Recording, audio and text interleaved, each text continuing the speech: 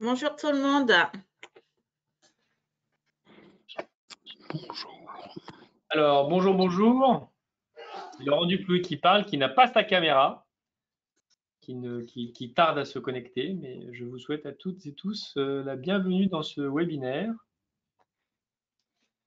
Donc, on va attendre un tout petit peu, nous sommes 60, on voit que des personnes continuent à se connecter. Ah, ça y est, vous devriez bientôt me voir apparaître.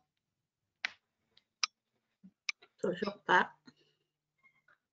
J'ai cliqué sur partager ma caméra, donc ma webcam, pardon. Donc ça devrait arriver. Elle ne s'est pas allumée puisqu'elle est... Bon, pour autant... Voilà. Donc, pour vous faire un bref rappel, en attendant que tout le monde arrive, nous sommes donc 61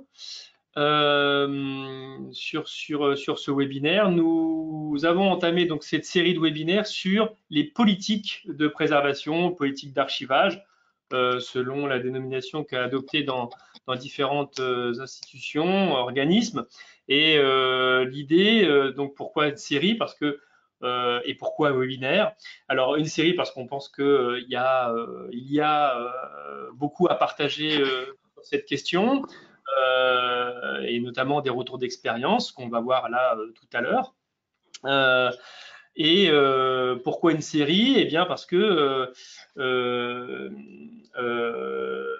comme on est en mode webinaire, il faut faire des sessions assez courtes. Donc on a pensé que 2 retours d'expérience, c'était voilà, ça fait déjà un format d'environ 2 heures. Donc c'est déjà assez long pour un webinaire. Donc de l'étaler comme ça tout au long de l'année. Donc ça sera le seul de l'année 2023 en revanche. Et puis on viendra vers vous pour vous proposer d'autres dates en début d'année, avec les vœux probablement. Par ailleurs, ce qui nous intéresse aussi, et c'est une des motivations de le faire en mode webinaire, c'est d'interroger la communauté francophone, à aller au-delà. C'est le groupe PAIN est un groupe qui s'est ancré sur l'espace français, mais c'est peut-être l'occasion ici de s'élargir, d'élargir nos horizons à tous nos collègues qui soient en Europe ou aux Amériques, en Afrique ou ailleurs, et que nous partagions tous ensemble nos pratiques, au moins déjà sur ces politiques d'archivage ou de préservation. Et puis au-delà, si le besoin s'en fait ressentir. Ma caméra n'est toujours pas activée, mais c'est pas très grave. Peut-être elle s'activera au cours du webinaire.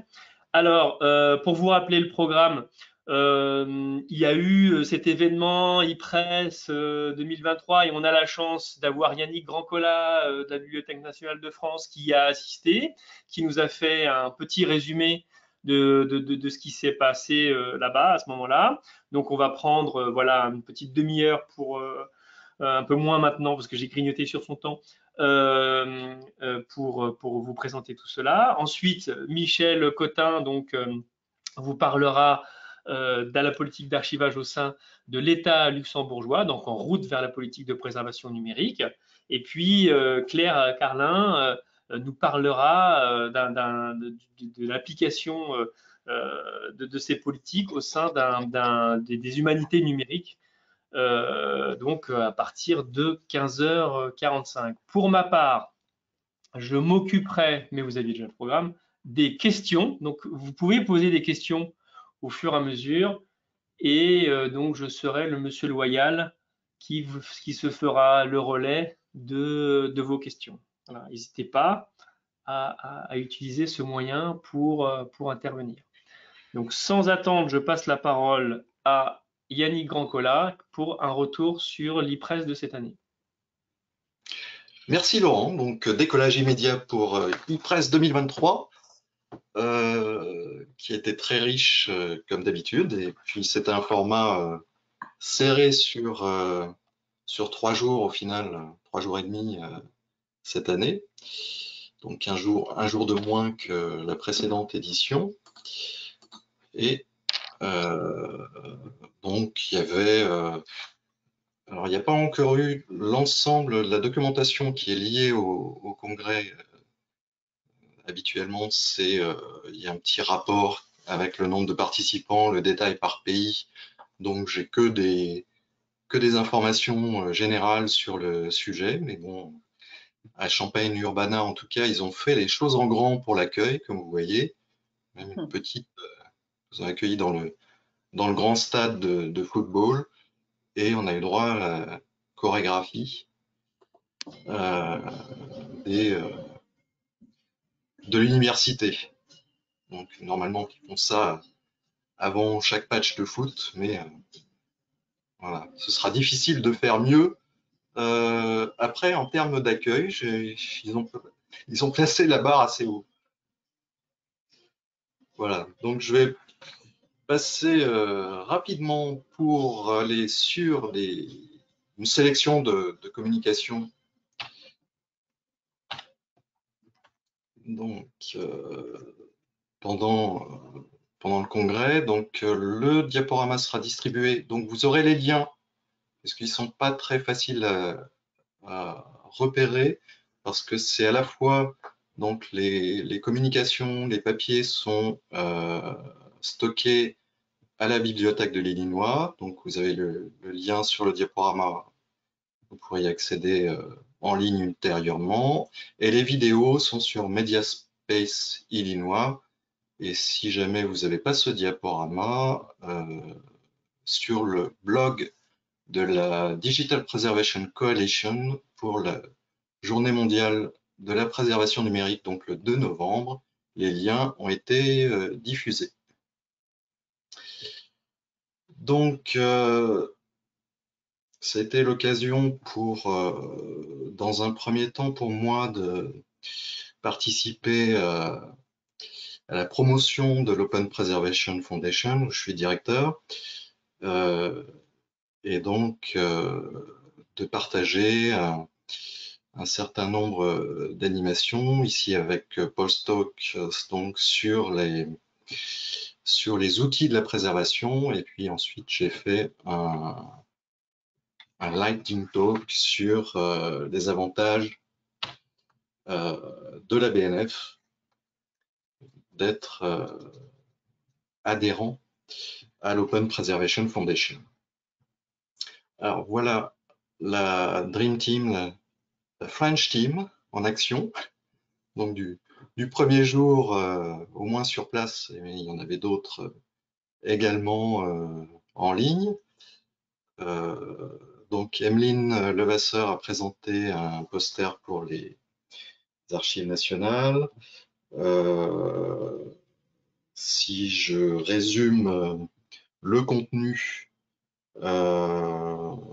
du poster qui est très intéressant et malheureusement pas directement diffusé sur le site d'e-press pour l'instant, comme les Lightning Talk. Alors en tout cas, il y a un papier qui est associé.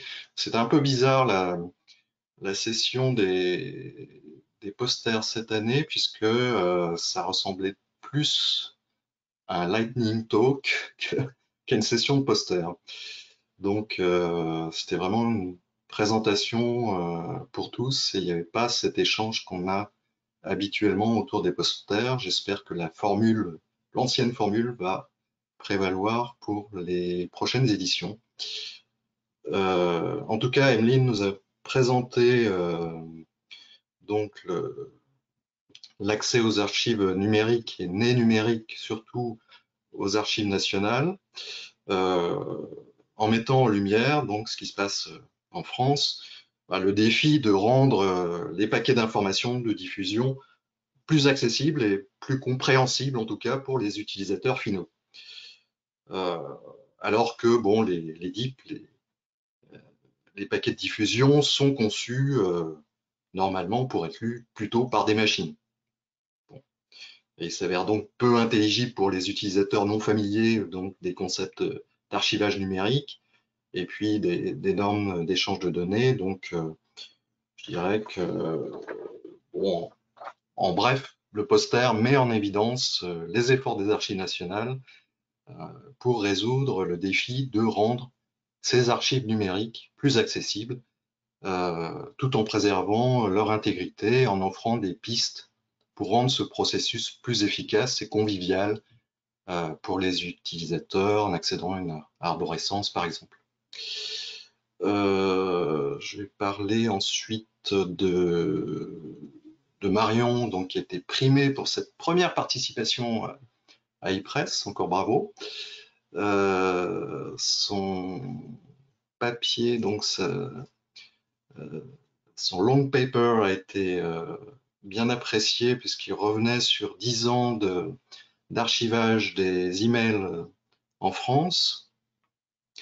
Elle a donc donné, là le papier, donc j'ai mis le lien aussi, donc vous pourrez le lire intégralement, j'ai pas trop le temps de détailler, donc c'est un aperçu de l'évolution donc de l'archivage des emails, et puis elle a mis en lumière les défis qui sont rencontrés et en proposant surtout des recommandations pour une meilleure gestion de ces archives électroniques. Voilà.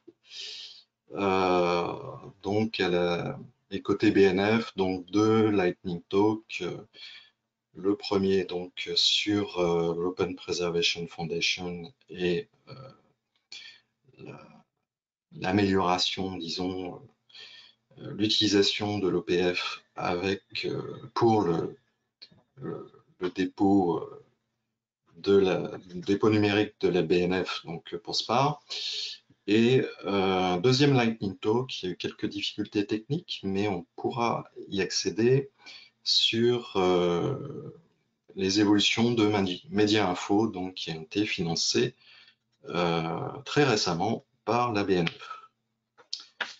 Je passe à la suite. Voilà, et puis je vous renverrai aux keynotes. Je ne pourrais pas vous les détailler malheureusement, avec trois personnages hauts en couleur. La présidente de Black Chicago Historical Society, bon, qui a beaucoup de cartes, d'autres cartes à son actif.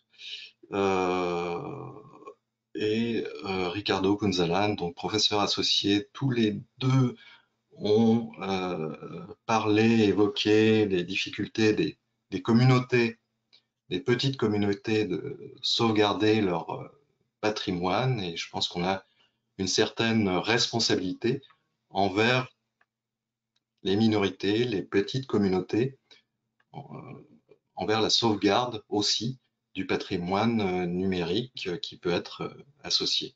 Et puis Quinn Dombrowski de l'université de Stanford qui est revenu sur l'initiative Saving, sur le sauvetage des collections ukrainiennes en ligne, donc à laquelle la BNF a participé, avec plusieurs milliers de sites internet qui ont été sauvegardés dès les premiers jours de la guerre, avec des moyens qui étaient vraiment très artisanaux au début. Il fallait trouver de l'espace de stockage d'urgence, c'était même sur des clés USB, enfin tout ça. Vous pourrez y revenir, la vidéo est en ligne. Je poursuis avec un autre, alors un papier qui a été, un article qui a été primé avec le prix Angela Dapper sur l'assurance qualité dans la pratique des archives du web. Donc la Bibliothèque du Congrès stocke un peu plus de 3 pétaoctets d'archives depuis 2000, ce qui est finalement pas tant que ça, puisqu'on n'est pas très éloigné à la BNF. Proportionnellement, j'étais un peu surpris par le volume annoncé, mais en tout cas, ils ont mis en place un processus d'évaluation de qualité qui mérite notre attention, à mon sens. Donc en 3 dimensions, l'archivabilité, la pertinence et la correspondance. Je pourrais pas trop vous en dire plus, malheureusement. Je poursuis avec cette communication de Mickey Lindlar, donc sur la question de la politique de formalisation des workflows et de la validation des formats quand il y a une erreur de traitement. Et l'intérêt de cette communication repose sur la méthodologie que Mickey tente de mettre en place pour formaliser le traitement des erreurs de validation de format. Et puis, elle met l'accent sur la nécessité vraiment d'une pratique partagée, ce qui est loin d'être le cas actuellement, et puis d'une documentation surtout des processus pour améliorer la préservation numérique dans sa globalité pour chaque établissement.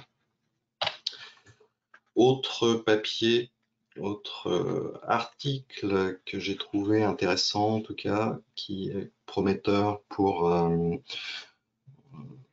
les travaux que l'on mène aussi à la BNF sur de l'université de Glasgow. Donc Léo Constantelos et Mayan ont présenté une méthodologie avec des critères de classement pour la sauvegarde d'anciens supports de documents numériques. Pour résumer au plus court, ils mettront en ligne au premier trimestre 2024 pour la communauté un petit programme qui permettra de gérer dans une collection d'anciens supports, de gérer les priorités de numérisation, de traitement pour ces anciens supports, et la pratique a l'air assez aisée et donne des scores par type de support en donnant bien sûr la priorité en fonction des scores aux priorités de traitement. Et ce qui est intéressant aussi, c'est qu'il tient compte de l'avancement des travaux de numérisation en parallèle, donc c'est mis à jour en permanence. Voilà, donc rendez-vous au premier trimestre prochain pour tester. D'autres communications, alors j'avais prévu d'en dire un peu plus, mais non, je vais quand même vous exposer cette communication de Sam Allouin de l'AKB, donc Bibliothèque nationale des Pays-Bas, avec un schéma intéressant sur une exploration d'une méthodologie qui vise à évaluer, à prédire l'obsolescence des formats de fichiers dans les dépôts numériques, et en utilisant le modèle de diffusion, un modèle de diffusion assez inattendu, puisque c'est le modèle de diffusion de BAS comme principal outil analytique, et ça semble fonctionner, donc ça pourrait être une piste intéressante pour prévoir et anticiper les obsolescences de formats, et surtout automatiser cette surveillance. Et donc il y a une table ronde aussi sur les risques et les stratégies en matière de politique de format. Là aussi, Sam Allouin a participé, d'autres, donc c'était un point de vue donc vraiment de chaque établissement sur sa façon dont il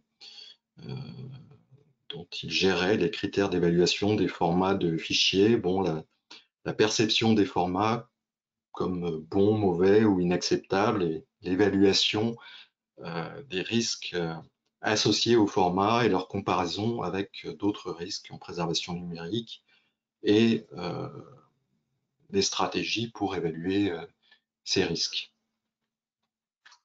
Donc un beau panorama qui est disponible aussi en vidéo. Et il me reste quelques minutes, donc je vais poursuivre avec cette communication de Jenny Mitcham, puisque elle est revenue donc de la DPC. Elle est revenue sur l'importance de la documentation dans la préservation numérique, et je ne peux que la soutenir dans ces assertions. Donc c'est vrai que la documentation est parent pauvre dans la préservation numérique parce qu'on a tellement à faire, et donc c'est trop souvent négligé. Pourtant c'est un rôle crucial pour maintenir de l'ordre, bon, surtout dans ces temps, dans ces périodes perturbées. Donc elle décrit la méthodologie utilisée par la DPC pour collaborer avec des praticiens de la préservation numérique, donc à travers différents groupes de discussion. Elle aborde les questions clés de la documentation numérique et puis spécifie la portée du guide de la DPC en se concentrant sur la documentation des opérations quotidiennes de la préservation numérique. Voilà pour cette dernière référence aux communications, mais bon, il y en a une centaine, donc c'est une vision plutôt personnelle de quelques éléments parmi cette centaine de documents. Donc c'est bien de pouvoir aussi se poser, peut-être sélectionner un certain nombre de documents dans chaque établissement et puis d'en discuter, notamment sur les sujets qui peuvent être d'actualité pour chacun. Yannick, je me oui, permets de t'interrompre, oui. sauf si tu as encore des choses à ajouter, parce que j'ai des questions dans le chat. Donc Eh j'en ai bien, une de Violette Lévy qui nous demande qu'entendaient les intervenants par archivabilité. eh bien, C'est pas une question piège pour te mettre dans l'embarras. oui, oui. L'archivabilité, ben, c'était enfin, je l'ai interprété comme quelque chose qu'on va pouvoir conserver à moyen et long terme. Donc voilà. Après, dans le détail, il faudrait vraiment revenir sur la séance parce que c'était assez large et donc ce que fait la bibliothèque du Congrès, c'est une évaluation en fait avec le fournisseur de la collecte, donc qui est pas forcément interne à la bibliothèque. Voilà. Donc D'accord. il faut se reporter à l'article. Et là, c'est ma dernière diapo puisque l'e-press en format accéléré, donc c'est poursuivi pour le week-end pour certains à Chicago. Il y avait une deuxième question, tu me disais, Il Laurent? y en a même une qui est apparue du coup, donc toujours Violette qui continue son idée. Mais selon quels critères? C'était ça l'idée. Dire que moi j'ai mis c'est la capacité dans le chat, j'ai mis c'est la capacité à conserver un document. On pourrait dire aussi une information sur le moyen et le long terme. Et en fait, je pense que ce qui intéresse Violette, c'est dans cette évaluation les critères qui leur ont permis si on comprend bien, de mettre un niveau de priorité. Hmm. Après, Ouais, si Violette en- veut compléter, elle doit pouvoir allumer son micro aussi pour partager directement et hmm. contribuer à cet échange. Mais... Oui, parce qu'ils ils ont mis en place un système de score donc, qui permet d'évaluer la qualité des collectes Internet. Donc c'est intéressant parce que ils donnent ça leur donne une orientation sur ce qui est bien capturé et puis sur les défis qui persistent, notamment, bon, par exemple, des documents qui manquent ou qui ont des problèmes de style. Enfin, il y a des tas de cas de figure qui sont envisagés. Donc, et l'équipe, bon, c'est pas un processus qui est figé. Ils continuent d'améliorer ces processus et puis ils envisagent d'impliquer aussi des techniciens pour les évaluations, développer des tableaux de bord pour visualiser les résultats, rationaliser leur workflow et puis automatiser autant que possible un maximum de processus. Voilà. Alors, c'est un cadre à la fois théorique et puis pratique. C'est pour ça que j'ai trouvé intéressant. Et en construction, d'accord. Hmm. Il y a une question de Vincent Dufil. Donc, qu'y a-t-il de la littérature sur cette prédiction de l'obsolescence des formats? Alors, oui, il y en a plein. Eh bien, il faut se reporter à l'article de Samalouin qui doit comporter quelques. Alors, je sais pas, bon, comme je ne peux pas le visualiser en même temps, doit comporter quelques éléments de bibliographie. Mhm. Donc, on essaiera de mettre ces liens dans la page Alors, du webinaire. les Sur le liens site. sont dans le diaporama, donc vous pouvez accéder en cliquant sur l'image ou sur le texte de la conférence dans le diaporama. Vous aurez accès directement au papier, aux articles concernés, aux vidéos quand c'est possible. Et voilà, donc je terminais par quelques visites à e-press. C'était donc à Chicago, c'était l'occasion de découvrir la ville pour beaucoup. L'Union League, donc un club, il y a un des Union League clubs des États-Unis, un des 4 grands. Donc c'est un immeuble impressionnant, c'est sur une vingtaine d'étages, 22 étages, avec une bibliothèque, des archives. Et on a pu visiter aussi la bibliothèque publique Newberry, avec un historique également dans la préservation numérique, puisqu'ils sont retrouvés en 2019 avec des numérisations effectuées et puis pas de système de préservation. Enfin, ils ont fini par déléguer l'ensemble de leur collection numérique à un prestataire extérieur, et on a pu découvrir à la fois leur site, la façon dont ils l'ont construit, ils nous ont présenté ça, et des documents anciens, puisqu'il y a plus de 600 ans de documents stockés dans cette bibliothèque. Et puis on a terminé pour certains par une visite architecturale de Chicago.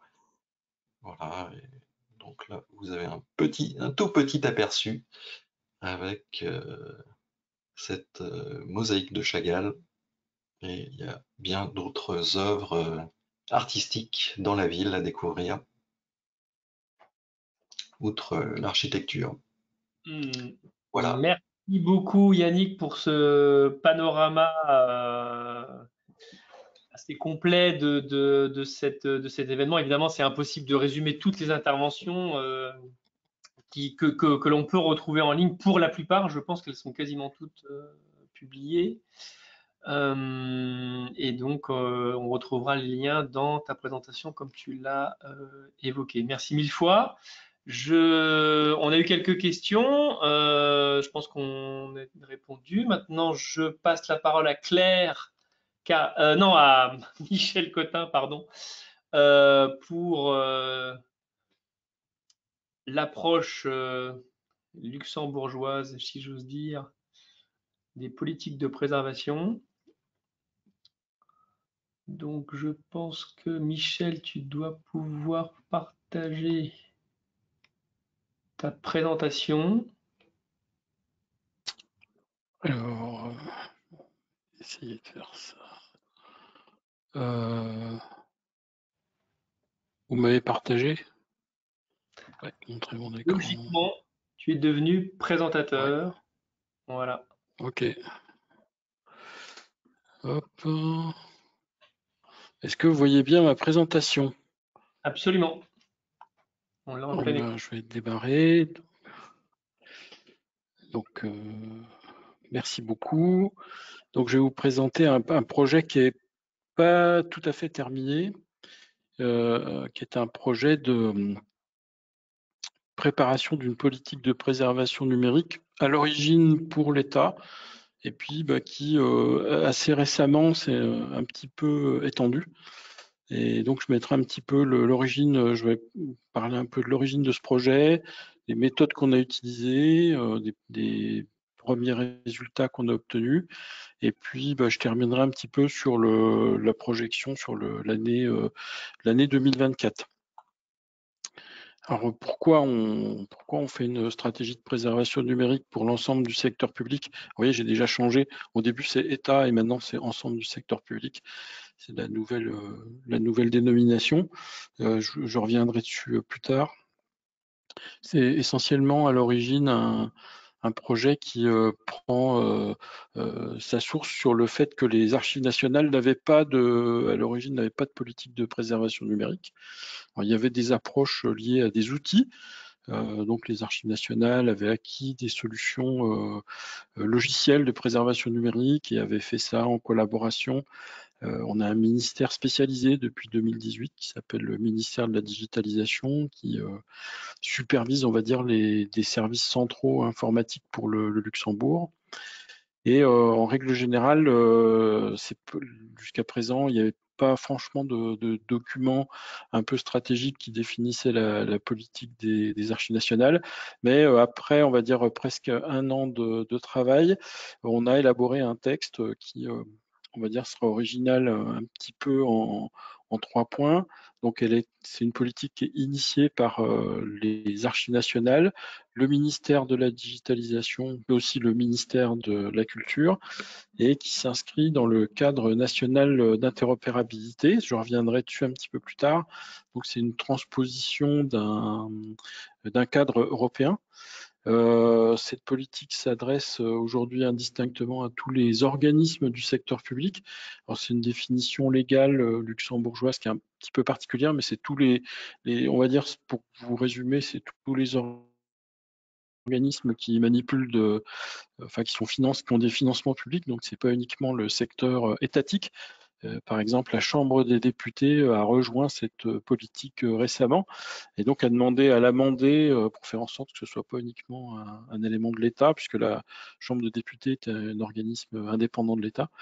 Et puis, cette politique, c'est aussi une originalité, elle s'inscrit en articulation ou en interopérabilité avec d'autres stratégies nationales dont elle partage les objectifs fondamentaux. Alors d'où ça vient? Le ministère de la digitalisation publie depuis quelques années un cadre national d'interopérabilité. Donc c'est une disposition européenne donc qui est déclinée au Luxembourg, et ce cadre national d'interopérabilité permet de susciter ou de piloter des projets qui vont favoriser l'interconnexion, le partage des données, etc. Et à la lecture du cadre national d'interopérabilité, il y a à peu près 1 an et demi, on avait observé qu'il y avait des préconisations qui étaient liées au fait d'avoir des politiques de préservation des données et de l'information. En particulier, je vous ai mis 2 extraits, la recommandation 31 et puis le chapitre 2.10, mais surtout la recommandation numéro 31. Donc, c'est définir une politique de préservation à long terme des informations, documents et enregistrements. Je vous ai mis le lien vers ce document. Fermer toutes les applications Internet, utiliser le téléphone. Est-ce que ce message est pour moi ou est-ce qu'il est... Bon, je vais continuer. Et alors, la particularité au Luxembourg, c'est que le ministère de la Digitalisation fait des appels à projets qu'il subventionne pour lancer des projets autour de l'interopérabilité. Et donc en 2023, 2 projets ont été retenus. Le projet de politique de préservation numérique que je pilote, et puis un deuxième projet sur les registres de sources authentiques. Et donc on s'est rencontrés un peu officiellement récemment, les 2 chefs de projet, et probablement qu'on va travailler ensemble dans les mois à venir. Donc le principe était assez simple au départ, c'est un appel à projet, les archives nationales y ont répondu, et puis on a monté un comité de pilotage. Et dès l'origine du comité de pilotage, on a, si j'arrive à passer la diapo, voilà, on a choisi d'utiliser une méthode. Alors c'est une méthode assez ancienne, hein, c'est une méthode qui s'appelle la méthode SCAPE. C'était un groupement européen. Alors cette méthode est intéressante parce qu'ils ont laissé tout un tas de documentation sur un site internet assez complet, et elle a permis, on va dire, par rapport à nos à nos sponsors, d'expliquer un petit peu précisément ce qu'on allait faire, comment on allait s'y prendre, et puis de cadrer un petit peu l'organisation de la méthode pour construire notre politique de préservation numérique. Alors je vous ai mis juste une copie d'écran d'une page de ce site, mais on a retenu un certain nombre de choses sur la manière de structurer notre politique de préservation, et ça a permis, entre guillemets, de donner beaucoup d'informations à nos parties prenantes pour leur expliquer qu'est-ce qu'on allait faire, et surtout ce à quoi allaient ressembler les livrables, parce que sur les sites Scape, vous avez un certain nombre d'institutions culturelles telles que des archives nationales, des musées, mais aussi des bibliothèques qui ont mis en œuvre des politiques de préservation numérique. Et donc cette documentation est disponible sur le site. Et puis d'autre part, on s'est aussi beaucoup inspiré des catalogues de services, puisque c'est une méthode qui permet de développer des services autour de la préservation numérique. Et en plus d'un document stratégique, c'est aussi un des livrables importants qu'on va livrer en fin d'année, fin décembre. C'est un catalogue de services qui sont, on va dire, directement liés à notre politique de préservation numérique. Donc, on a aussi fait une veille à l'international. Donc, vous allez trouver des dizaines et des dizaines de politiques de préservation numérique. Elles ont la particularité d'être publiées sur l'internet. Elles sont souvent l'expression d'organismes culturels, de bibliothèques nationales, d'archives nationales. Il y en a peu qui sont vraiment adossés à des politiques d'interopérabilité. C'est pour ça que la liste que je vous montre là, c'est une des listes qu'on a utilisées. C'est une liste qui est purement européenne. Mais bien sûr, on a été au Canada, aux États-Unis. On a pu dialoguer aussi avec des gens en Nouvelle-Zélande et en Australie.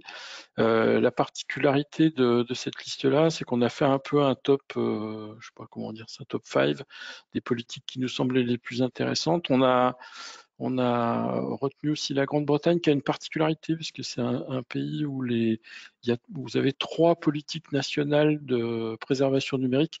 Donc il y a une politique nationale des archives nationales, il y a une politique nationale de la bibliothèque nationale, et puis vous avez une 3e politique nationale du Parlement. C'est une particularité, et donc on a un petit peu fait la synthèse, mais on a véritablement compris, on va dire, l'intérêt de notre politique quand on l'a confronté à la liste des politiques ou des stratégies luxembourgeoises. Donc au niveau de la méthode, voilà un exemple de politiques luxembourgeoises avec lesquelles on s'est aligné. Donc effectivement, les stratégies de cybersécurité, les éléments pour on va dire la durabilité de l'économie, des éléments sur la stratégie de gouvernance de notre centre technique des technologies de l'information, qui est un peu notre grand service informatique de l'État. Et puis, j'ai montré aussi, par exemple, la stratégie du Luxembourg dans le domaine de l'innovation.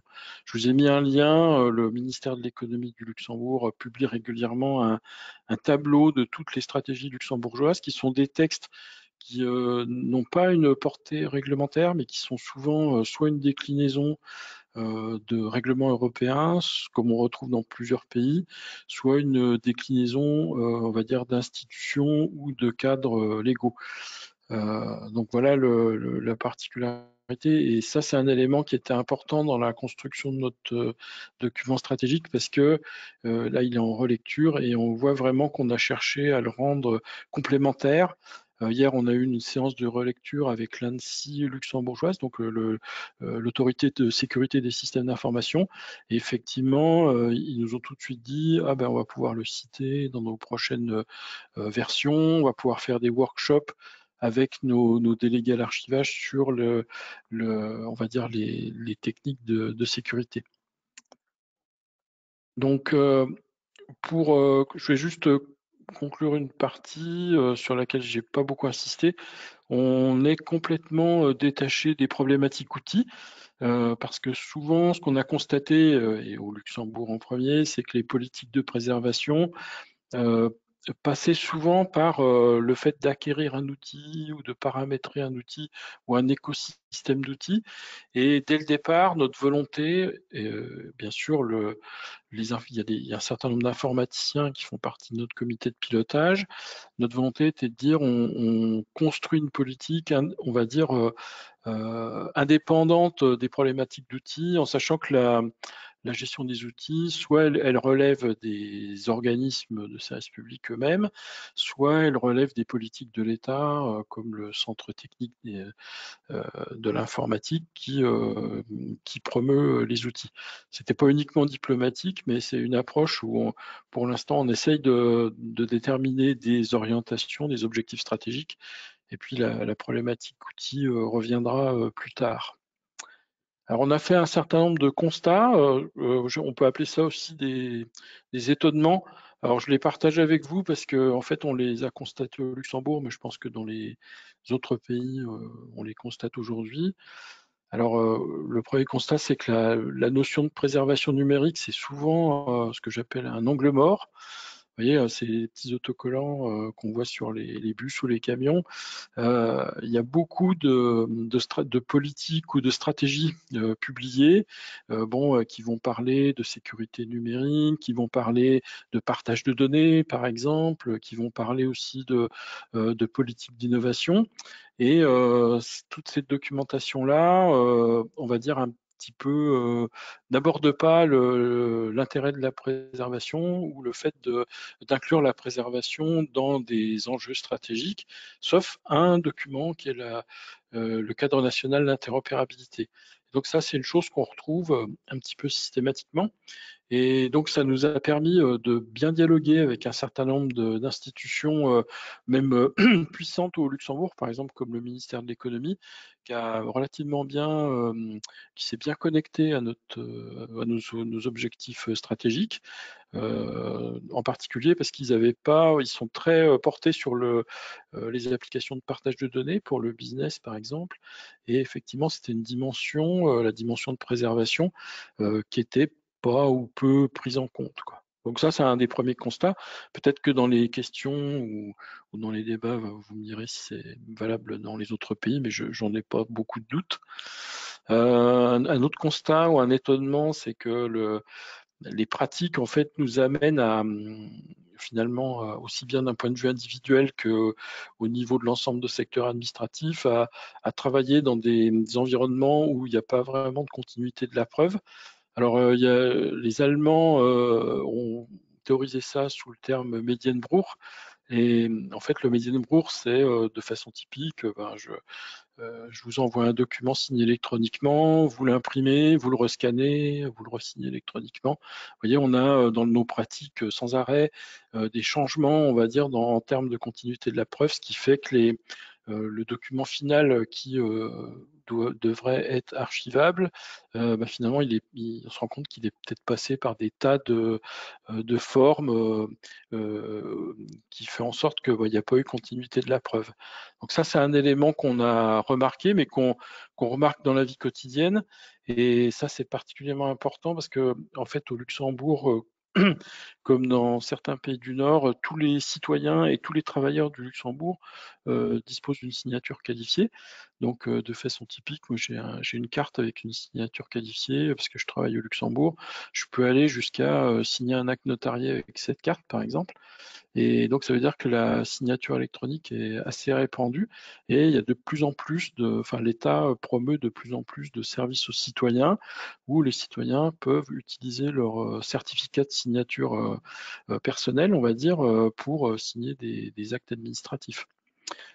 C'est le cas pour les impôts, par exemple, on peut signer sa déclaration d'impôt en ligne. Vous voyez, il y a tout un certain nombre d'éléments, mais on a remarqué, ça fait partie de notre étonnement, mais je suppose que fonctionnellement, ça n'étonnera pas grand monde autour de la table que il y a quand même encore beaucoup d'éducation ou éventuellement c'est dans le design des outils, avoir la possibilité, comment dire, de la continuité de la preuve. Je vais pas m'étendre en donnant des exemples, mais sur ce point-là, il y a aussi la cohérence législative, qui est un élément qui est important. Aujourd'hui, on se rend compte qu'en Europe, la cohérence législative, elle vient surtout de l'Europe, puisque en fait, on a un certain nombre de règlements ou de directives d'application directe qu'il faut pouvoir interpréter et sur lesquels il y a des options de gouvernance qui sont importantes, mais pour lesquelles, effectivement, la notion de préservation numérique n'est pas forcément toujours présente et pour lesquelles les archives nationales de Luxembourg sont en train un petit peu de se positionner comme étant l'organisme, on va dire, de référence, non pas pour guider ces politiques européennes, mais pour être l'organisme de référence en matière de préservation. Donc ça suppose de développer des expertises. On a une expertise RGPD, on commence à développer une expertise sur la signature électronique et l'archivage qualifié. Donc ça suppose pour nous de développer un certain nombre d'expertises, indépendamment, on va dire, des outils qui sont déployés. Un autre élément qui est important, dont je voulais vous parler, c'est la notion de théorie de la valeur publique. C'est une théorie qu'on a vu émerger notamment au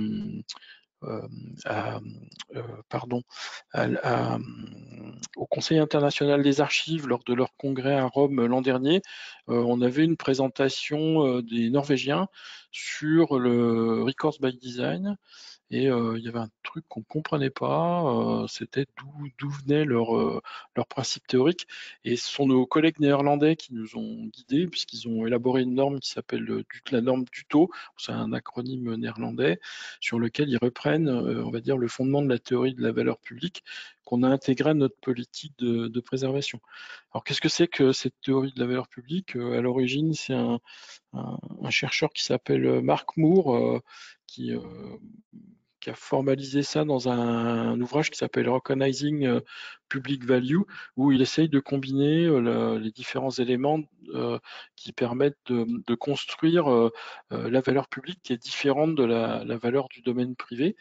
Les Néerlandais ont extrêmement bien repris cette théorie-là et en ont fait même un élément normatif dans la façon de concevoir, on va dire, la production documentaire.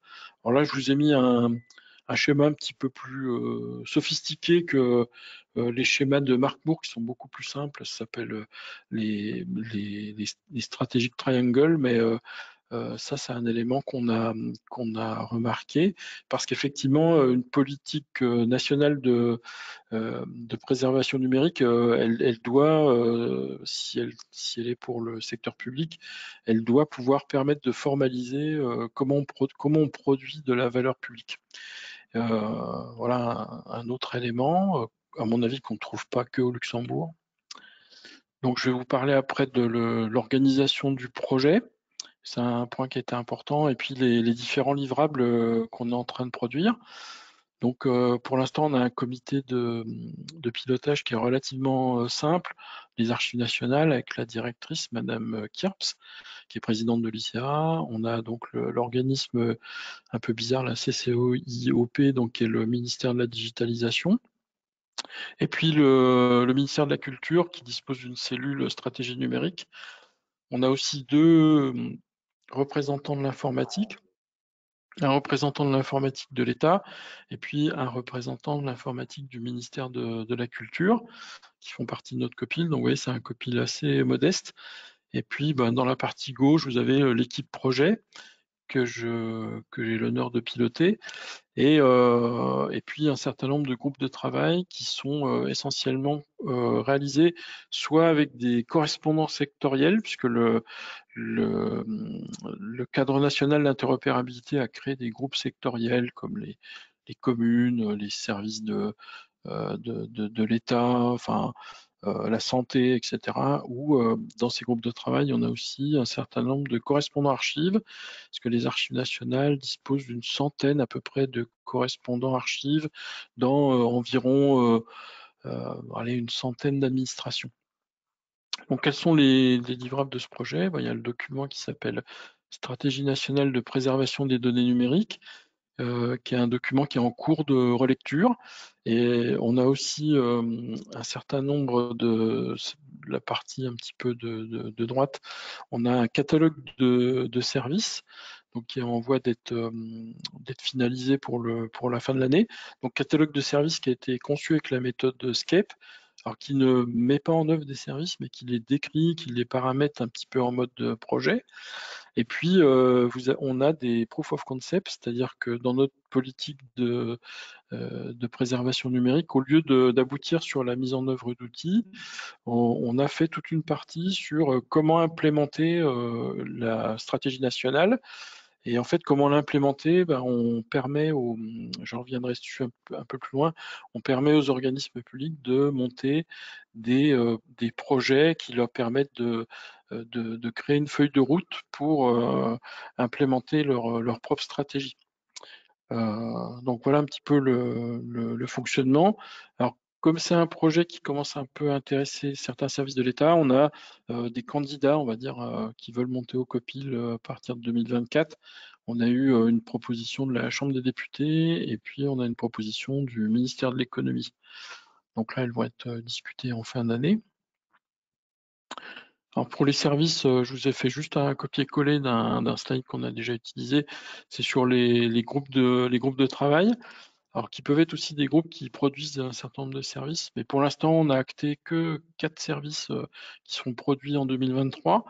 Un premier qui consiste à concevoir des grilles de maturité, qui est un travail qu'on a démarré modestement avec la HEG de Genève. Donc l'objectif c'est de faire une grille permettant aux organismes de voir à quel niveau de maturité ils sont du point de vue de la préservation. On a un groupe de travail sur des sets de métadonnées.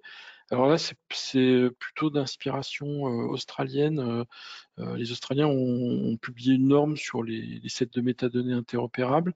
Donc on s'en est un peu inspiré pour créer aussi un set de métadonnées qui permettrait l'interopérabilité dans les échanges de documents au sein de l'administration luxembourgeoise. Un groupe de travail sur politique de format. Et donc là, je remercie le groupe 1 parce qu'on en avait parlé je crois en septembre, pas cette année, mais l'an dernier, je crois, où effectivement, on avait vu qu'il y avait une problématique sur les formats qui n'était pas uniquement de déterminer quels sont les formats pérennes, mais surtout quels sont les processus qui doivent être liés avec l'utilisation de certains formats. Donc on a un groupe de travail là-dessus. On a un groupe de travail sur le secteur législatif, parce qu'un des éléments, je ne l'ai pas mis dans les découvertes, c'est qu'en fait on a, comment dire, du point de vue de lois, des différentes lois et règlements qui doivent être appliqués en matière de préservation. On a une énorme production de documents qui ne sont pas toujours cohérents les uns avec les autres. Et effectivement, on a fait des propositions pour améliorer la cohérence de la production législative en matière de préservation. Et puis après, on a d'autres groupes de travail qui sont un petit peu plus thématiques.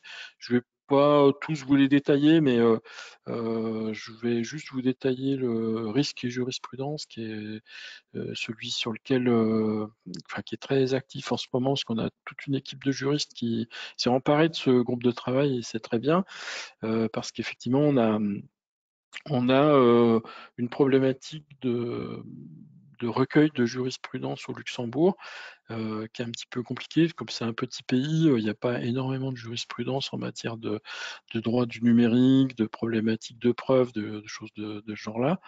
Et on envisage de travailler au sein du Benelux, donc dans un cadre européen, avec nos collègues belges et néerlandais dans ce domaine-là, et de partager, on va dire, une jurisprudence. Donc ça, ce sont les principaux groupes de travail, dont on va dire les 4 premiers vont livrer cette année, et puis les autres groupes de travail vont continuer sur 2024. Voilà, donc ça, c'est un rappel de ce qu'on inscrit dans notre document stratégique. Donc on a repris la définition du DLM Forum de ce qu'était la préservation numérique, puisqu'il y a eu un document qui a été publié récemment, puis qui a été traduit en français. Donc en gros, c'est tout ce que le secteur public pourrait produire. Et on a aussi un autre élément que je voulais partager avec vous, c'est on va dire une adaptation, enfin c'est une transposition d'un cycle de vie au plus tôt, qui permet la préservation au plus tôt, essentiellement parce que le Luxembourg, dans sa loi sur les archives, qui est une loi de 2018, n'a pas intégré la théorie des 3 âges. Alors c'était essentiellement parce que le Conseil d'État avait un avis, on va dire, qui consistait à dire que pour le numérique, c'était pas forcément une théorie bien adaptée. Et donc, du fait que ça n'a pas été intégré dans le cadre légal, on a une possibilité, on va dire, de promouvoir des dispositifs de cycle de vie où on capture les documents. Alors, en gros, on est un petit peu plus sur la démarche records management. On peut capturer les documents au plus tôt, à partir du moment où on a comment dire, la possibilité de les reconnaître comme étant des documents à conserver définitivement. Donc les Archives nationales ont lancé un projet en 2018 d'ailleurs, de tableau de gestion, comme on dit en France. Donc au Canada francophone, c'est calendrier de conservation, si je ne me trompe pas. Et puis au Luxembourg, ça s'appelle tableauterie, ainsi qu'en Belgique. Et donc cette politique vise à systématiser pour toutes les administrations la production de tableaux de gestion. Et donc ça nous permet a priori d'avoir une vision sur dans la production, on va dire, des documents par l'administration. On a une vision assez claire de ce qui doit être conservé définitivement, ce qui nous permet potentiellement de préparer. Alors c'est peut-être là qu'on trouve la notion d'archivabilité, peut-être, c'est de préparer la préservation au plus tôt de ces données ou de ces documents. Alors le schéma que je vous montre, il est encore un peu à l'état expérimental, mais vous voyez, on est un peu sur un schéma de forme Y sur le fait de préserver. Hop, je vais passer à la diapo suivante. Alors au niveau de l'organisation du projet, on a eu une approche, on va dire, centralisée, c'est-à-dire en fait on envisage de publier une politique de préservation numérique nationale, et puis par la suite de l'implémenter, soit dans des secteurs, alors là, j'ai noté santé, justice, sécurité sociale, etc., soit dans des organismes délocalisés. Et donc, il y a une ambition aussi de labelliser les organismes dans leur leur stratégie de préservation numérique. Donc ça, c'est un élément qu'on commence la semaine prochaine. On commence par l'administration pénitentiaire, le journal officiel et puis la Chambre de commerce de Luxembourg. Donc on a notre document qui est en cours de relecture, donc il passe en version 2, donc il a été relu par toutes les personnes qu'on a interviewées. On a interviewé à peu près une vingtaine de personnes, une vingtaine d'organismes en interne. Donc on s'est focalisé essentiellement sur les organismes de contrôle au Luxembourg. On n'a pas été voir tout le monde, mais c'est les caisses de sécurité sociale, le service le contrôle financier, les organismes de sécurité, de cybersécurité. Vous voyez, c'est essentiellement les organismes qui sont amenés à faire du contrôle. Et puis on a eu on va dire quelques invités un peu extérieurs. Par exemple, on l'a envoyé à l'ENSIB. On a eu aussi des gens dans le domaine académique. Et puis, on a eu aussi des communautés d'utilisateurs avec lesquels on a fait 3 workshops, donc avec nos délégués à l'archivage. Donc, on leur a présenté et on a partagé un certain nombre d'éléments sur la construction de cette politique de préservation. Et puis, on a eu aussi des relecteurs, on va dire, un peu experts. On a eu des gens de la Commission européenne, des gens de l'équipe e-archiving. Et puis, chaque membre du COPIL a été invité aussi à partager avec des experts, dont je n'ai pas mis la liste dans le PowerPoint. Et puis, vous voyez, donc c'était fin octobre, on a une V2 qui va passer en comité de pilotage la semaine prochaine. Et pour l'instant, il n'y a pas eu de gros mouvements, si ce n'est la Chambre des députés et puis les juridictions qui ont demandé à élargir, on va dire, aux services publics non étatiques. Mais bon, ça a été bien accepté. Voilà pour donc voilà les éléments contenant notre stratégie nationale. Alors j'ai relevé certains points précis. Donc la préservation, effectivement, c'est une notion qui est beaucoup plus en amont que la notion d'archivage, même si dans le document, on fait quand même évidemment un lien entre la préservation et l'archivage. Alors j'ai mis fin des théories des 3 âges, mais elle n'a jamais vraiment démarré au Luxembourg. Donc on envisage un autre type de mise en œuvre que le fait d'attendre les durées d'utilité administrative avant de verser aux archives nationales. On se permet de réévaluer les données qui sont préservées.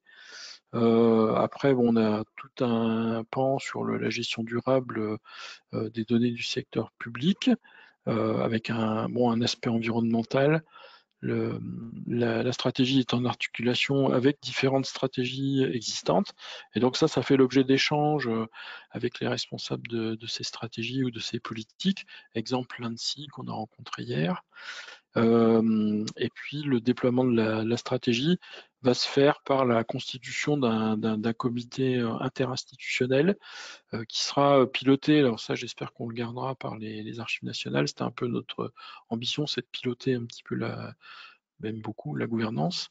Un catalogue de services donc, qui sera formalisé fin 2023 et après qui sera redispatché en particulier vers nos équipes informatiques s'il y a des services, et à mon avis il y en aura, qui seront dédiés au déploiement ou la mise en œuvre ou la refonte d'outils existants. Et puis sur 2024, on formalisera la méthode de déploiement, puisque les 3 POC qu'on élabore cette année vont nous servir essentiellement à vérifier la faisabilité. Et puis sur 2025, on ambitionne de globaliser, comme on l'a fait pour les tableaux de gestion, de globaliser le fait que tous les organismes publics puissent avoir la possibilité, ça ne sera pas obligatoire comme les tableaux de gestion, mais au moins qu'ils puissent avoir la possibilité de définir un calendrier stratégique pour implémenter la politique de préservation numérique. Et puis aussi, il y a l'ambition de réaliser des plans de préservation numérique qui seraient plutôt sectoriels. Et ça, c'est plutôt à partir de 2025. Les proof of concept, je vais juste en parler quelques minutes. Donc, on a fait un workshop spécialisé là-dessus. On a inventé un jeu comme un jeu de briques avec les objectifs stratégiques, et puis on a fait construire aux gens pendant le workshop on va dire la construction un petit peu de leur stratégie. Donc ça, c'était pour valider qu'il y avait une compréhension de comment on fabrique une stratégie, en gros. Donc là, je vous ai mis une petite photographie. Ça peut faire éventuellement un PowerPoint pour un kick-off. Donc l'administration pénitentiaire, c'est une administration assez intéressante qui était peu prompte au digital. Et puis c'est une administration qui a eu l'an dernier, ou il y a 2 ans, qui a eu un choc numérique, si je puis dire, parce qu'ils ont fait construire une prison toute neuve. Et ils ont découvert qu'aujourd'hui, quand on fait construire un bâtiment hautement sécurisé, assez complexe, eh bien, les architectes, les entrepreneurs ne travaillent plus qu'avec des documents numériques. Et donc, c'est une administration qui a dû, à marche forcée, s'adapter à ça. Et puis, ils sont revenus vers nous en nous disant, mais on aimerait bien aller plus loin et essayer de dématérialiser les dossiers de prisonniers. Donc, on va essayer de travailler avec eux sur les orientations stratégiques et pas les outils, je précise, qui seraient liés à ces types de projets. Le service central de législation, donc eux, leur problématique, c'était la pérennité. Depuis 2016, le journal officiel, la version légale, c'est la version PDF. Elle est signée électroniquement, mais ils ont des soucis avec la pérennité des certificats et puis l'interopérabilité de ce dispositif par rapport à l'usage du cycle de production de la loi, puisque sont associés aussi les dossiers constitutifs des lois et puis la relation avec la Chambre des députés au niveau des transmissions ou de l'interopérabilité des documents numériques. Donc, ils ont besoin un petit peu de reclarifier leur stratégie et puis l'interopérabilité de leur production documentaire qui est importante pour le pays. Et puis, on a aussi la Chambre de commerce du Luxembourg. Alors ça, il y a des petites parenthèses parce que la Chambre de commerce a un statut semi-public. Et donc, la Chambre de commerce, eux, c'est surtout une problématique qui est liée à l'apprentissage, parce qu'ils gèrent l'apprentissage et donc ils souhaiteraient avant de choisir un outil, avant de choisir, je sais pas quoi, un SAE, une GED, je sais pas quoi, ils souhaiteraient y voir plus clair sur comment on met en place un plan de dématérialisation de la gestion de l'apprentissage, donc avec effectivement des problématiques d'interopérabilité, avec l'environnement, on va dire, je ne vais pas vous le décrire en détail. Et donc le principe, c'est que une fois notre politique réalisée, on construit avec ces organismes une sorte de calendrier, une feuille de route pour, on va dire, implémenter la politique nationale de préservation. Alors cette politique, elle, je voulais pas trop détailler, mais donc elle fait un certain nombre de constats dont je vous ai extrait des éléments. Elle détermine des objectifs stratégiques. On a 10 objectifs stratégiques. Et puis elle va déterminer aussi des principes d'implémentation qu'on a détaillés, c'est-à-dire comment mettre en œuvre les objectifs stratégiques, pour quel but, avec quel type de résultat. Et donc elle devrait, enfin si tout va bien, elle devrait être publiée, allez, si je suis optimiste, pour le premier trimestre.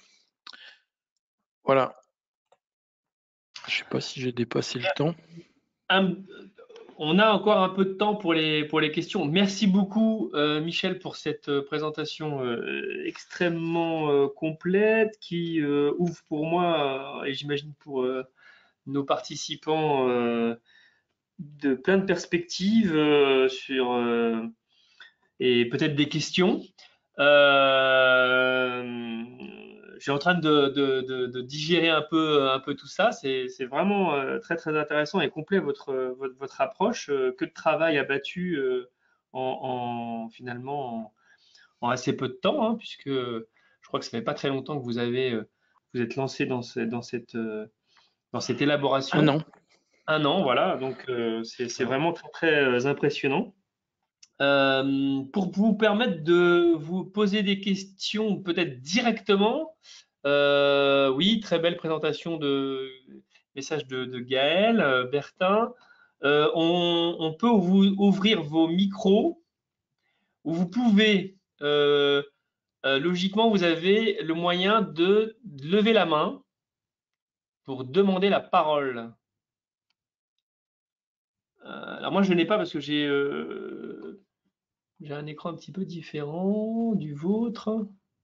Donc si quelqu'un pouvait lever la main pour faire un test, que je vois ce que ça donne. Qui ose poser une question, vous pouvez utiliser le chat sinon. Enfin, la foire aux questions, là, il y a cette. Ah, alors il y a. C'est ça, c'est peut-être ça. Main levée. Gaël, peut-être était ça. Alors du coup, hop, je peux ouvrir le micro. Non, je peux pas. Je sais pas comment ça marche. Couper le son, Il faut connecter. qu'il active son micro directement. Voilà, Gaël, Violette, vous pouvez activer vos micros. Bonjour à toutes et à tous, est-ce que vous m'entendez? Absolument. Ah, très bien. Bonjour Michel, merci. Je ne veux pas monopoliser la parole, mais effectivement, j'aurais plusieurs questions suite à cette présentation très intéressante. Donc, Violette Lévy des Archives de France. Une première question sur, à un moment donné, Michel, vous avez évoqué le travail que vous avez pu mener ou que vous êtes en train de mener avec la Haute École de Genève, la Haute École de Gestion, et je voulais savoir si ça avait un lien ce travail avec le projet de recherche que mène la HEG sur l'éco-responsabilité numérique. Ça, c'était ma première question. Ensuite, j'avais une seconde question sur, vous avez évoqué la fin de la théorie des trois âges ou le non-commencement de la théorie des trois âges au Luxembourg. Donc, est-ce que cela signifie que les archives nationales du Luxembourg font de l'archivage intermédiaire?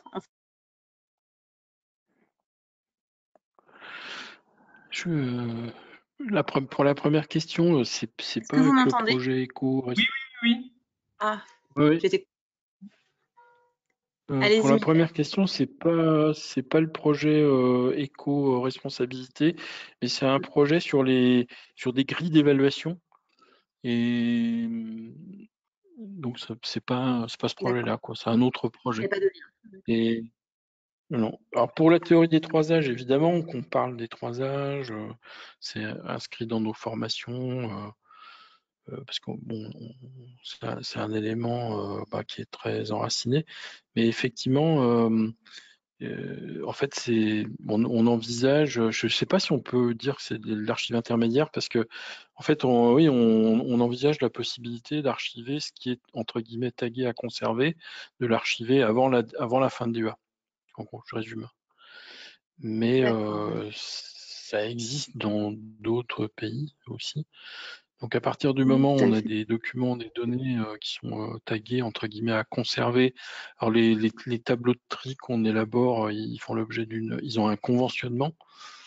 Donc il y a une convention qui est passée avec l'organisme, qui est signée par l'organisme. À partir du moment où c'est tagué à conserver, on peut avoir la possibilité de les archiver avant que d'attendre la fin de DUA, ce qui peut présenter un intérêt pour le numérique, puisque il y a beaucoup de types de données numériques pour lesquels les services producteurs n'ont pas forcément la possibilité de pérenniser. Et en fait, il y a aussi un deuxième effet qu'on constate aussi, avec le temps, c'est beaucoup de réduction de DUA sur les documents numériques. Dans les premières versions des tableaux de tri, beaucoup de producteurs, ils vont nous mettre du 30 ans, du 20 ans, et puis à la version 2, ils font tomber ça à 1 an. Enfin, Donc c'est pas de l'archivage intermédiaire, je dirais pas ça comme ça, même si cependant on a une réunion en commun avec les archives générales du Royaume de Belgique et puis les archives nationales des Pays-Bas au 1er décembre, et effectivement c'est des pays par exemple qui ont comme objet dans leur mise à jour législative d'intégrer ce qu'on pourrait appeler en France les archives intermédiaires. Merci beaucoup, Michel. Je ne sais pas si je ne veux pas monopoliser la parole, si je peux encore poser 2 petites questions, Laurent, ou pas. Vraiment très rapide parce que C'était sur la labellisation que Michel a évoqué, les archives nationales du Luxembourg qui labelliseraient, si j'ai bien compris, les opérateurs qui seraient amenés à concevoir des stratégies de préservation. C'est ça? Alors, non, en fait, on labellise les organismes publics dans la mesure où on va considérer qu'ils ont un certain degré de maturité. Mais c'est pas une labellisation des opérateurs. C'est pas une labellisation. Ok. Et enfin, sur l'aspect environnemental, dans quelle mesure est-il pris en compte dans votre stratégie de préservation? L'impact environnemental des documents numériques. Oui, c'est un élément qu'on a introduit, mais qui est peu dans les stratégies luxembourgeoises, il est peu présent. Et donc on l'a timidement introduit dans cette politique de préservation. Mais par contre, aujourd'hui, on n'a pas de services associés particuliers qui seraient liés à ça, quoi. Mais bon, c'est un élément. Mais Violette, normalement, c'est prévu que je fasse une présentation spéciale Archives nationales. Ah, très bien, mais merci beaucoup, Michel. Donc, merci. Très bien. Merci beaucoup. Je suis obligé de. Je ne sais pas si il y avait, semble-t-il, pas d'autres mains levées. Interrompre cet échange. Alors c'est vrai que je comprends tout à fait hein, l'approche très très très globale d'utiliser Escape, voilà, de faire toute cette veille pour aboutir à un document qui semble, qui apparaît extrêmement complet, appelle plein de questions et merci beaucoup d'avoir partagé avec nous ce formidable résultat. Donc je vais passer maintenant la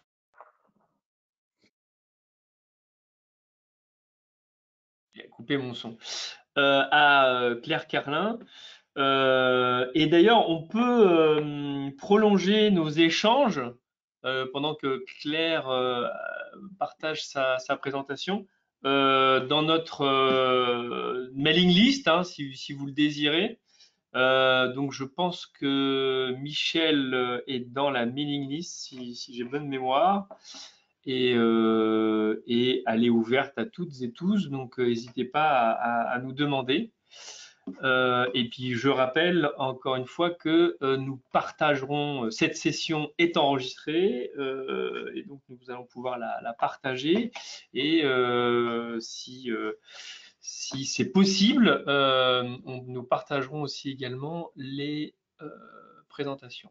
Donc voilà, merci Claire qui a pu pendant ce temps-là lancer sa présentation. Voilà, alors. Laisse la parole. Merci bien. Alors, merci de m'avoir invité parce que notre équipe a un travail que nous estimons évidemment intéressant, mais je ne suis qu'une simple prof de lettres. Mais on a, je crois, une réponse au moins partielle aux questions de l'archivabilité et de l'obsolescence des formats. Nous sommes une équipe de 3 enseignants-chercheurs, 3 développeurs-programmeurs et 3 bibliothécaires. Martin Holmes, c'est le développeur en chef, si j'ose dire, et qui a siégé de longues années comme membre du bureau du TEI, Text Encoding Initiative, et notre université sur la côte ouest du Canada est assez connue en Amérique du Nord pour les humanités numériques parce qu'on a un centre qui existe depuis plus de 20 ans. Et puis, on est aussi le siège du Digital Humanities Summer Institute qui attire des centaines de participants depuis plus de 20 ans. Alors, c'est un champ qu'on travaille depuis longtemps. Alors là, je suppose qu'il faut que je n'arrive pas à faire avancer les diapos. Oh, ah, voilà, OK. Alors, pardon. J'espère que vous voyez tout l'écran. OK. Le sondage, on a effectué un sondage en 2018 ouvert à la communauté humanité numérique à l'international. Les nombreux projets sans plan de gestion des données étaient une de nos préoccupations principales dès le début du Project Endings, et c'est la source du titre même du projet. Le sondage a confirmé que l'ignorance se joint trop souvent à l'optimisme. On imagine qu'un site sans entretien va continuer à fonctionner tout seul, sauvegardé dans l'Internet Archive ou un autre dépôt. Ce seul point illustre le double tranchant de la préservation que vous connaissez bien. Résoudre les questions technologiques est insuffisant. Il faut aussi tenir compte de la nature humaine et dans notre cas de la nature humaine chez les humanistes. C'est pour aborder ce double défi que notre équipe multidisciplinaire s'est constituée en 2015. Alors, deuxième point, l'enquête de nos collègues allemands montre le gaspillage dans le monde de l'édition numérique sur lequel on se concentre. Nous nous focalisons sur l'édition textuelle, devenue hypertextuelle, parce que cela représente toujours la vaste majorité de projets en humanité numérique. Alors, j'ai toujours...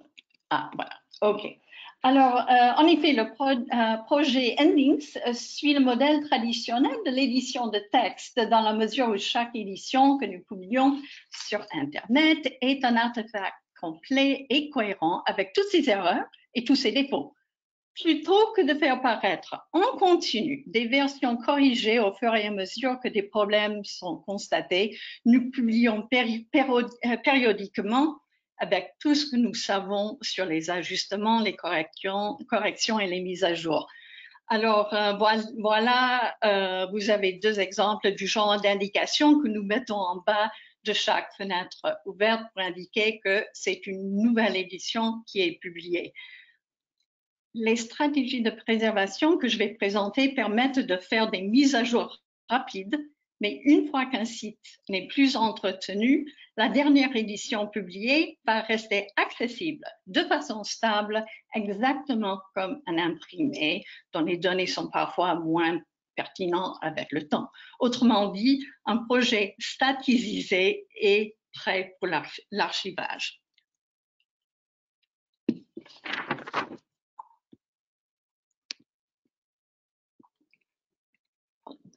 Oh, je vais dans le mauvais sens, pardon. OK. Alors, pour revenir à notre sondage, nous avons fait 25 entretiens d'1 heure avec des volontaires parmi les 125 participants au sondage. Et nous avons dégagé de ces conversations 8 sujets que vous voyez là, à la base des obstacles à la pérennité, typiques chez les chercheurs en sciences humaines, pour le moins. Il est à noter que la moitié, sinon plus, de ces défis n'a rien ou pas grand-chose à voir avec la technologie. L'absence d'un soutien financier était en effet le plus grand obstacle à l'archivage de leur travail selon notre sondage. Pas d'argent, pas de soutien technique.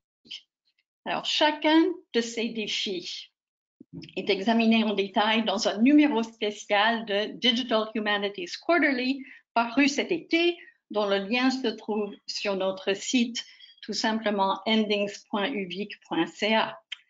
La situation va en s'améliorant grâce à la création d'infrastructures comme Humanum et d'initiatives pour réfléchir à la préservation comme la vôtre.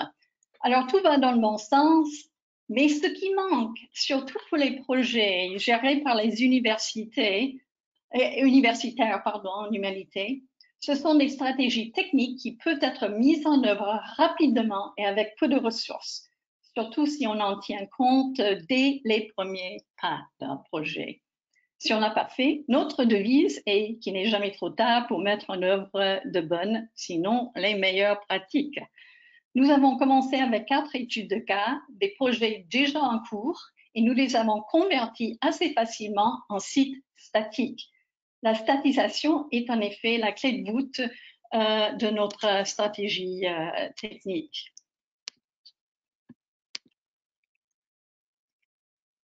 Alors, notre méthode concrète et facile à appliquer permet de préserver les applications web personnalisées dont dépendent la plupart des projets numériques en les réécrivant à l'aide de technologies fiables à long terme. C'est-à-dire, donc,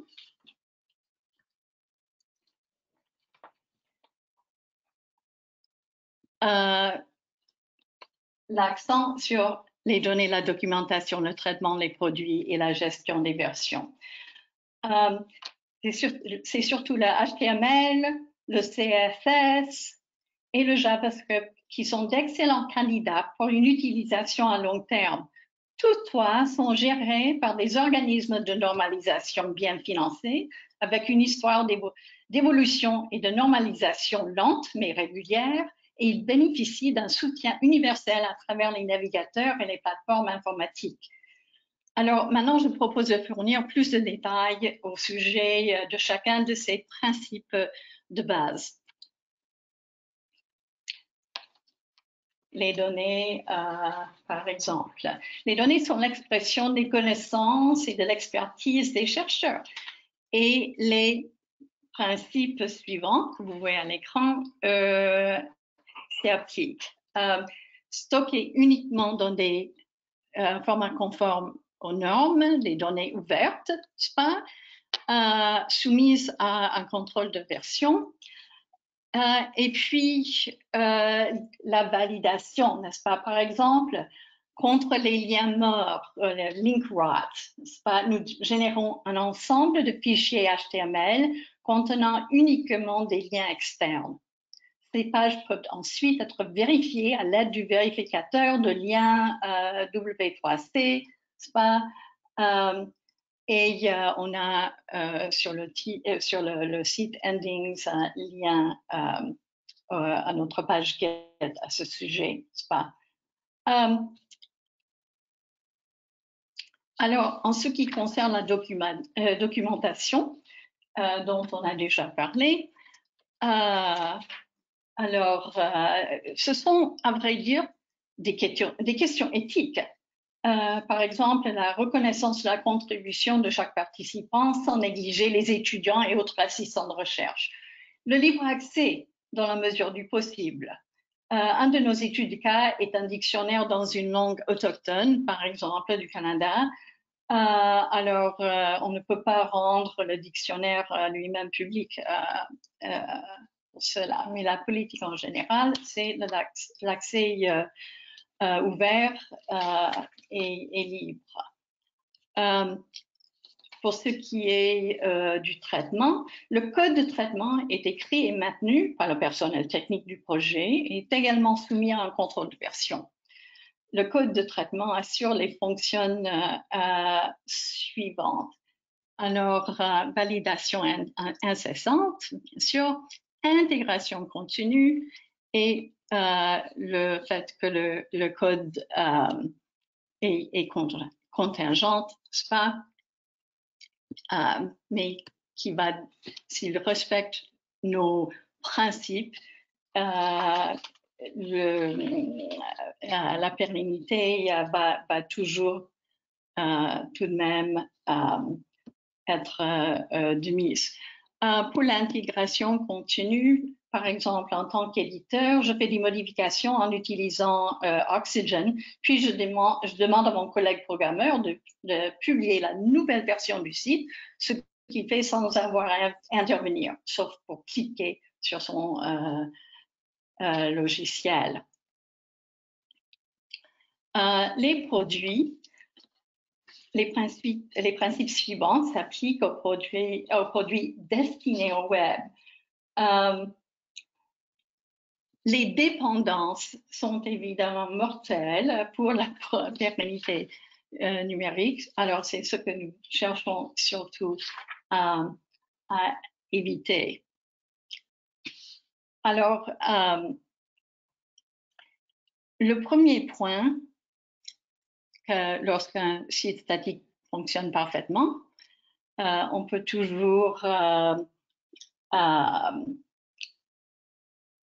justement le faire fonctionner. Alors, c'est le résultat du site statisé, si vous voulez, n'est-ce pas?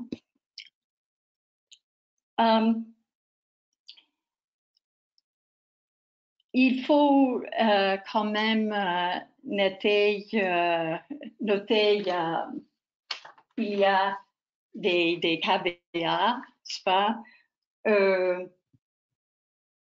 Surtout le point 3, la redondance massive, malgré la répétition massive, un site statisé se télécharge rapidement et peut avoir un engin de recherche plus que correct. Et je peux vous en montrer des exemples. Enfin, il est logique qu'une archive n'accepte que du contenu statique et nous partageons volontiers justement les stratégies pour y arriver. Alors, la gestion des versions est absolument essentielle. Il sert à gérer la diffusion publique des produits. Les principes suivants s'appliquent à la gestion des versions, périodiques et planifiées. Et quand on publie une nouvelle version du site une fois qu'il est prêt.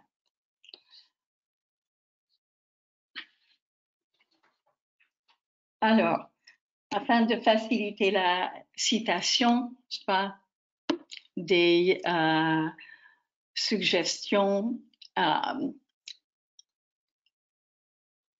inclure dans sa stratégie de réservation.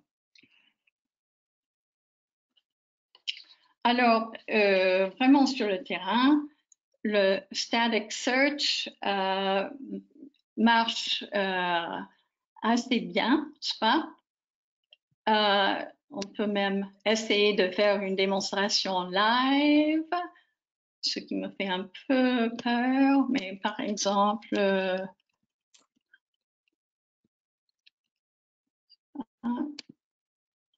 alors vous voyez que c'est assez rapide. Même chose pour un site Colonial Dispatches qui est assez complexe.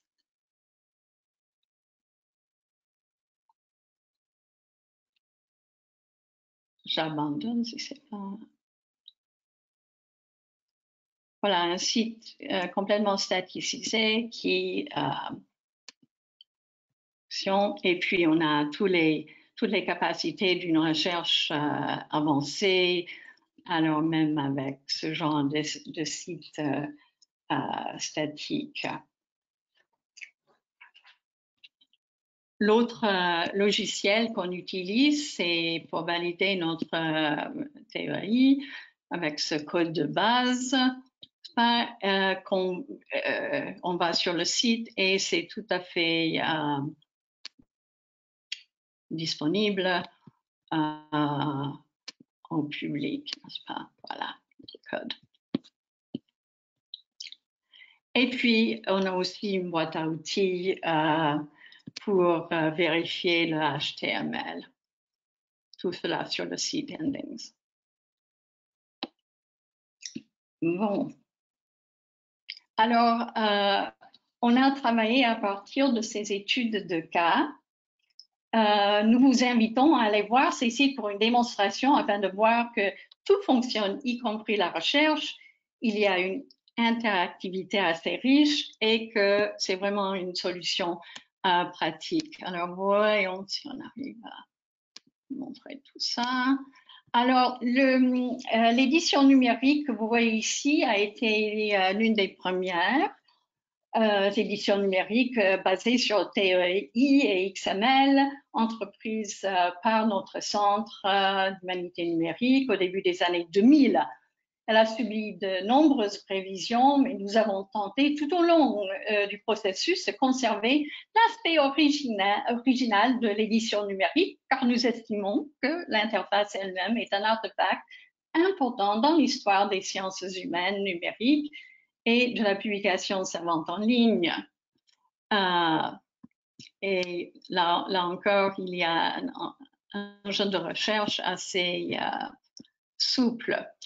Le Map of London, c'est un grand site complexe avec un aspect géospatial. C'est littéralement le Map Agave.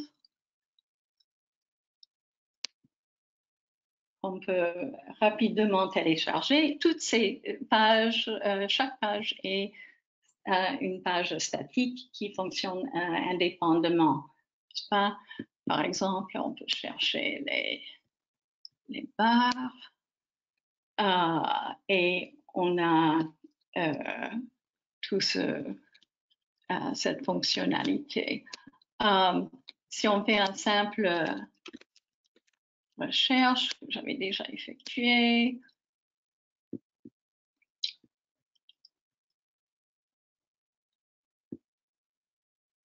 la sphère, normalement, c'est assez rapide. Sinon, j'abandonne. Voilà.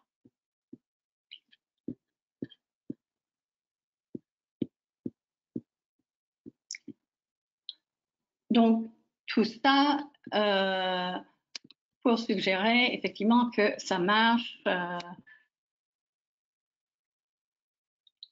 C'est mon site à moi, là.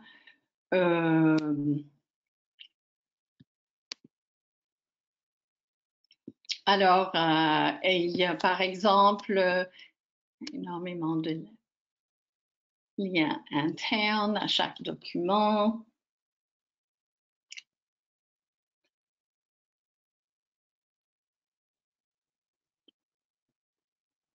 Bon. Mais qui ne marche pas en ce moment, c'est pas grave. De toute manière, l'engin de recherche, un élément intéressant, c'est qu'on peut tenir compte de l'orthographe de la première modernité. Alors, on a tous les exemples avec l'ancienne orthographe et aussi avec l'orthographe moderne selon le texte parce que ça a été fait avec une transcription diplomatique. Alors, tout cela pour vous suggérer que le développement d'un site statique est quand même quelque chose qui peut se faire facilement et qui garantit une certaine stabilité. Et c'est une stratégie de préservation qui mise sur la simplicité avant tout. Et comme je dis ici, moins il y a de dépendance, moins il y a de technologie, plus il y aura de sites fonctionnels. Alors, quand on parle d'utiliser seulement, de compter sur HTML, CSS et JavaScript, ce sont des technologies disponibles dès les années 90, mais qui nous permettra d'assurer l'avenir de nos projets numériques. Je suis heureuse de dire que notre site maintenant est comme il se doit pour le Canada, qui est un pays bilingue après tout, que maintenant, il y a la version française que je n'ose pas ouvrir en Firefox en ce moment, mais en Chrome, ça marche à merveille, autre feature. Et puis, je mets l'adresse électronique courriel de Martin Holmes parce que je dois avouer que mes connaissances techniques ne sont pas d'une profondeur impressionnante. Alors, il peut répondre à toutes les questions. Si jamais vous voudriez recommander ce genre de stratégie de préservation à des instances que vous rencontrez dans votre travail, même si la plupart d'entre vous, vous travaillez à un niveau un peu plus loin de notre travail de préservation sur le terrain. Et je mentionne en partant que c'est financer tout ce projet par le Conseil de recherche en sciences humaines du Canada, sur qui on compte énormément. Alors, je vous remercie. Alors, merci beaucoup, Claire. Alors, encore une fois, vous pouvez utiliser le fait de lever la main ou poser des questions directement dans l'espace questions. Lever la main pour prendre la parole ou poser une question. On va réactiver les caméras du coup. Oui, on peut aussi, mais la mienne ne s'est jamais activée pour ma part. Elle continue à tourner. Les intervenants, au moins. Alors voilà, mais alors c'est vraiment intéressant de voir justement des approches complètement différentes, ce qui est pas étonnant dans le sens où elles s'adressent à des publics différents et on est dans des champs complètement différents. D'un côté, une volonté de préservation de travaux académiques d'une part, et de l'autre côté, donc mettre en place une stratégie étatique à un niveau d'un État. Évidemment, ça appelle pas les mêmes réponses et les enjeux sont différents, mais c'est toute la volonté aussi de notre groupe que de mixer les approches, voir quels sont les points de recouvrement, les compléments, les points de jonction. Moi, j'avais une question claire, parce que je ne vois pas qu'il y ait d'autres questions. Ça, c'est quelque chose que vous utilisez au sein. Je n'ai pas bien compris si la technique donc, qui consiste à sérialiser d'une certaine manière, enfin, moi, je le dis avec mon approche informaticien, c'est à rendre statique finalement vos données. Donc, toute votre production documentaire autour des documents qui sont objets de recherche pour les uns et les autres, vous les transformez en un site statique de manière à en préserver, en faciliter la préservation. C'est quelque chose que vous utilisez uniquement au sein de votre université ou c'est quelque chose qui a tendance à que vous utilisez pour d'autres universités? Alors, c'est effectivement une recommandation que nous diffusons un peu partout. On a fait, vous voyez dans le site, un symposium et un numéro. J'ai mentionné le numéro spécial de Genre Humanities Quarterly, des gens qui ont participé au projet, aussi bien que tous nos...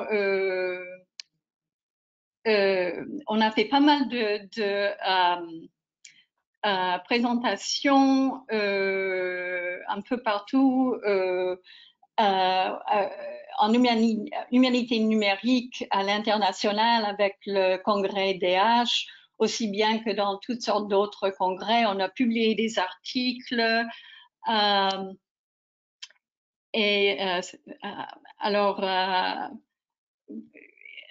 Il y a toutes sortes de ressources sur le site parce que notre objectif est justement de diffuser ça et on a de plus en plus de mention ailleurs de cette stratégie que les gens commencent à utiliser, à recommander. Et ça serait pas... C'est un peu de prosélytisme qu'on essaie de faire pour suggérer la statistisation comme stratégie fondamentale de la préservation numérique, parce que c'est vraiment une garantie à long terme qu'un site reste tout de même accessible.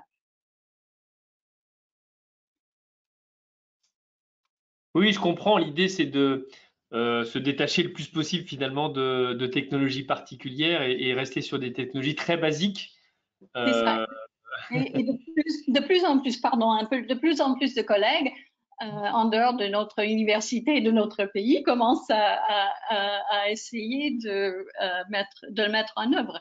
Et les moyens techniques pour le faire que nous fournissons sur le site sont relativement simples à mettre en opération. C'est pour ça que nous estimons que c'est une solution pratique pour les chercheurs qui n'ont pas beaucoup de soutien technologique ni financier. Parce qu'une fois que c'est fait, c'est fait. Et je pense que ça représente quand même un avantage pour les sites d'archivage. Moi, tu rêves, là, tu dors sur le... On va avoir plein de sous, tout ça. Bien sûr. Et ça viendra, on va tomber d'où? Ah. Oui, on ne peut pas beaucoup de temps.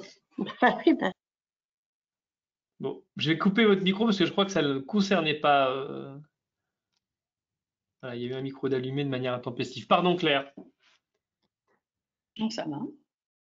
Oui, oui. Donc, oui, mais c'est justement toute la beauté, si je puis dire, et l'intérêt de cette approche, c'est qu'elle est rudimentaire et que c'est ce qui en fait, d'une certaine manière, sa pérennité. Et c'est l'intelligence aussi de votre approche. Je ne sais pas si l'objectif était de prendre la parole pour poser une question ou si c'était juste une mauvaise manip. Non, Laurent, moi j'avais juste fait remarquer dans les questions, Nicolas Larousse. Oui, j'avais pas vu, excuse-moi. Qu'effectivement, on a les mêmes soucis à Humanum quand des projets de recherche se terminent, l'ingénieur disparaît, les technologies vieillissent et deviennent obsolètes et on a exactement les mêmes soucis. Les versions de PHP sont plus les bonnes, les composants technologiques sont plus du tout à jour. Et effectivement, on emploie des méthodes assez... alors nous, c'est moins sophistiqué comme que vous, hein, malgré tout. On emploie des méthodes d'aplatissage pour au moins garder la mémoire du projet et la mémoire en fait des contenus qui sont stockés dans ces pages. Oui, et l'avantage ici, c'est qu'on ne sauvegarde pas seulement la mémoire du projet, mais vraiment le projet sous son dernier aspect de façon stable. Alors, c'est utilisable, y compris avec la possibilité de la recherche. C'est utilisable. Oui, nous, on ne va pas jusque-là quand même. Mais c'est vraiment intéressant, là, votre approche. Puisque c'est vraiment pas difficile. Oui, alors ça nécessite quand même, pardon. On a 800 sites hébergés, c'est vrai que c'est bon, ça faudrait qu'on s'y mette, quoi. Ouais. Et ça nécessite donc quand même une action de communication, de prosélytisme, enfin en amont, puisqu'il faut que le chercheur, enfin ou l'équipe en question qui adopte ces stratégies, la fasse dès le départ du projet. Enfin, c'est ce que vous disiez tout à l'heure, il n'est jamais trop tard pour bien faire, mais le plus tôt elle l'adopte, le mieux ça vaut, si je comprends bien. Oui, mais notez que on peut aussi intervenir quand les gens envisagent de s'arrêter de travailler, on peut intervenir à tout moment pour la statistisation du site. Mais vraiment, quand on dit qu'on a ces principes de base, l'idée c'est vraiment d'avoir tout le paquet de près. Alors, Yannick a insisté sur la documentation. On sait que c'était essentiel. Et justement, si on tient compte de tous nos principes, nous prétendons que ça permet un projet de terminer avec tout son matériel intact. Oui, mais de toute manière, c'est comme disait Nicolas, c'est une approche très intéressante et pragmatique. Ça sert à rien d'avoir des approches et des outils trop sophistiqués parce qu'ils deviendront rapidement obsolètes et ne seront, s'ils sont trop compliqués à utiliser, ils ne seront pas tout simplement utilisés. Donc, oui. Mais pardon, ce qui est cool aussi, c'est que on a toutes ces petites applications boutiques qu'on a tendance à utiliser en développant un projet, mais même cela peut finir par se sauvegarder dans un site statique. C'est juste que la technologie derrière change, si j'ose dire.